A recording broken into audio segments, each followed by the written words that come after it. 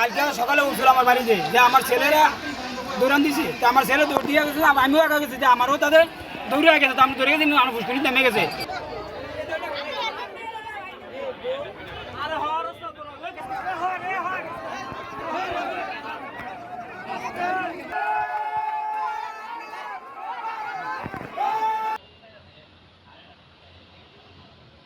খোয়ার খোয়ার ইয়া আছে খড় ইয়া ওই তখন এই ইয়েটা কুমুরটা নাকি শুনলে কত টাকা রয়েছে?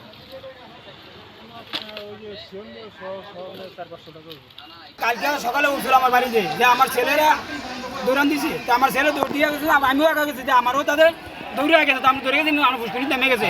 কালকে দিনের রাত পুষ্করিণী আসলো, আসার পরে রাত্রে আবার উঠছে, আমরা কুয়াবাসী যে কাছে দিয়া কুয়াবাসী আমাদের একটু ভাই আটকে জন্য তাদের আমরা আটকেছি। আমরা মোবাইলের মাধ্যমে আমাদেরকে এলাকার লোকজন অবহিত করেন, তারপর আমরা রাত্রের মধ্যে খবর পাই, রাত্রে বৃষ্টির কারণে আসতে পারি নাই। সকালে আমরা আসছি, আসার পরে লোকজন এটারে আটকাইছে, সে লোকজন সহ আমরা সবাই উদ্ধার করে নিয়ে আসছি। এখন এটা লক্ষ্মীপুর বন বিভাগের আওতাতে যাবে। কুমিরটা আটক করা হয়েছে, মানে ওটাকে বেঁধে রাখা হয়েছে। পরে ওই যারা কুমিরটাকে আটক করতে পারছে তাদের থেকে জানলাম যে তারা একটা ফাঁদ পারছিল, একটা ওই মুরগি রাখার যে খোয়ার ছিল, খোয়ারের ওখানে তারা একটা ফাঁদ পারছিল, ওখানে সে ধরা পড়ে। তো ওদের ওই এলাকাবাসী থেকে জানলাম যে ওরা ওই এর আগের দিনে একটা আক্রমণের শিকার হয়েছিল, তো তার প্রেক্ষিতে তারা ধরছে। আর এলাকায় আরও দুই একটা আছে তাদের অনুযায়ী, তবে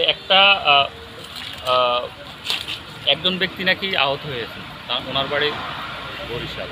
আমরা ওনাদের সাথে যোগাযোগ করার চেষ্টা করছি।